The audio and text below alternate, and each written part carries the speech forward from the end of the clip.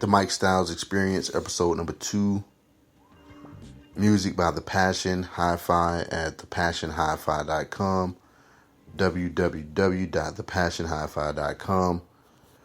Okay, this week's episode is on an article that I found on urbanintellectuals.com. The black community doesn't need to be segregated, but self-sufficient, by Furious. That's the author, Furious. Self-sufficient. And mainly, I was kind of going through this article, and I found it kind of interesting, and it has, some weight to it, man.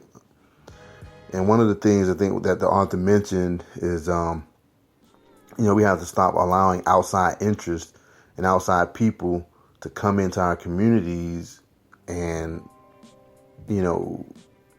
collect our dollar, but they don't give a damn about us, I I think there needs to be a consolidation of economic and political power, within our communities. Because, right now, if you look around any black community in America, we don't own anything. We just don't own anything. And a lot of people kind of took offense to the article because they were saying that, the author is for being a segregationist. But no, the article or the author was mainly just saying, hey, we want to self-sustain and be self-sufficient in our community. But in no means are we talking about being a segregated community. But one of the things I kind of found out, which I kind of still I like, is that, because my mindset is that, we have to stop allowing people from outside of our communities to come into our communities and disrespect us. They don't give a damn about us, but we spend our money with them. You all know exactly what I'm talking about at these hair salons and these little gas stations and places like that, But it's not a thing of hate. It's not about hate. It's just, hey, we want to be able to build our own thing and teach our children how to be self-sufficient. We have the buying power. Why not have our own stores? Just our own banks. Just to kind of engage ourselves first before we can think about engaging other people. And so the article kind of goes into, I think, like 3 different steps, I believe, kind of breaking it down, step by step. One of the first things is that we, need to have dignity, and it says, like, how can a people have pride in themselves, their future, and their people if you cannot take care of yourselves? It goes on to say that, we need to be in a position so we can take care of our weak, our elderly, our poor, the ill-informed, because there's a lot of people walking around in the black community right now that are ill-informed on certain situations, certain subjects that goes on in our, or just certain things that go on in the community. You look around the community and you see, like a lot of the big name stores, that are moving in, like Walmart, and they basically just pricing people out. The mom and pop stores are gone, But if you don't have any type of dignity, you're going to be at the subject of, the big companies that come in and take over, like Walmart and, whoever else it is. And you're going to fall for anything that they put on the table, because you're going to be at their mercy at that point. Another thing is, the article just mainly stated that dignity comes from doing just those things, but they're not going to happen if we don't come together. And that's another big thing. We need to come together as a people.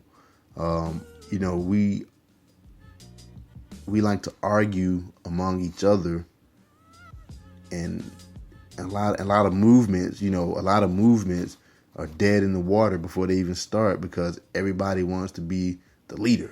It's too many chiefs, not enough Indians. And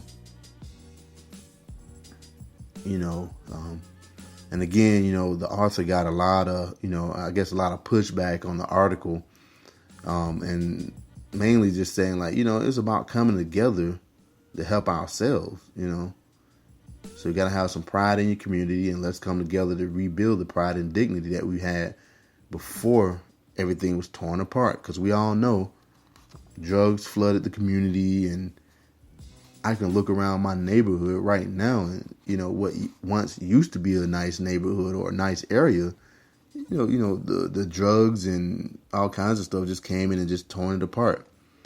So then he goes into like number 2, which is economic advancement. We live in the age of capitalism where money talks. And so like any plan, that doesn't have that doesn't, I guess, have economic advancement in it, it's not going to work.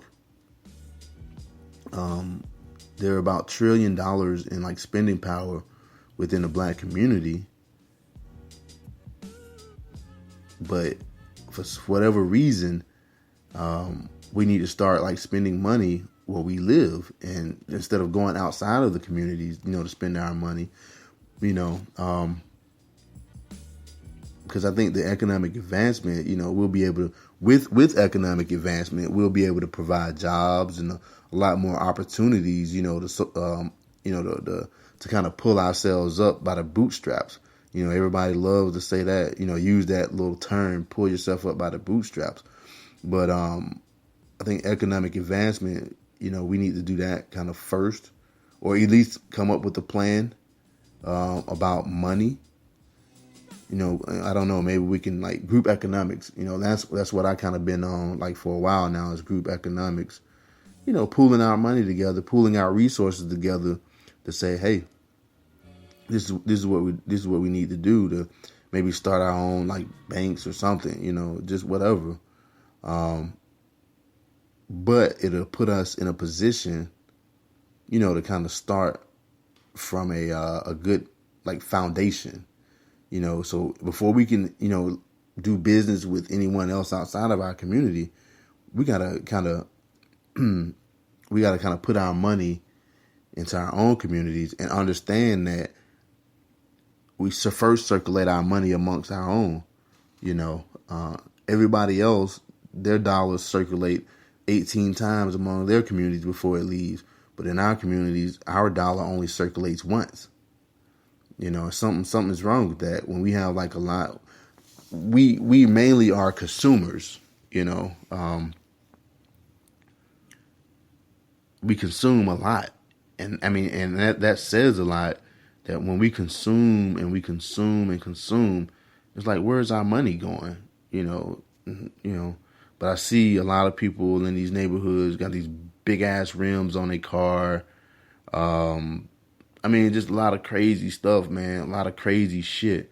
That's, $200 here and there, for this and that. And it's like, well, that money, and it's out there because, like I said, we do consume. We consume a lot. But that dollar in the black community only circulates once. And that's kind of sad. So economic advancement, that's number 2. In the chain of being self-sufficient. Number 3, which is political power. Politics. And politics, that's something that we definitely need to work on.